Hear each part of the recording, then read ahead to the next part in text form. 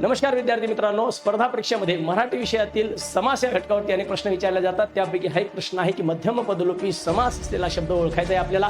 तर मध्यम पदलोपी समास म्हणजे काय, पहिले समजून घ्या की मध्यम म्हणजे मधातील, पद म्हणजे शब्द, लोप म्हणजे नष्ट करणे। उदाहरणार्थ एक शब्द आपण बघूया की साखर भात। आता साखर भात हा शब्द जेव्हा आपण एकत्र लिहितो तेव्हा याचा विग्रह करताना असा करावा लागतो की साखर घालून तयार केलेला भात।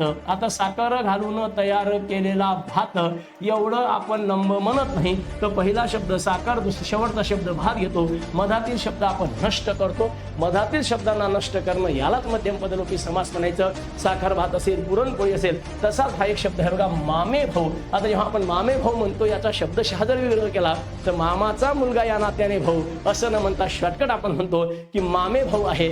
जेव्हा आपण कमीत कमी शब्दामध्ये बोलतो तेव्हा त्याला मध्यम पदलोपी समासाचं रूप प्राप्त होते। असेच नवनवीन व्हिडिओ पाहण्यासाठी व्हिडिओला जास्तीत जास्त लाईक करा, लिंक शेअर करा आणि चॅनलला सबस्क्राईब करा। थँक्यू, धन्यवाद।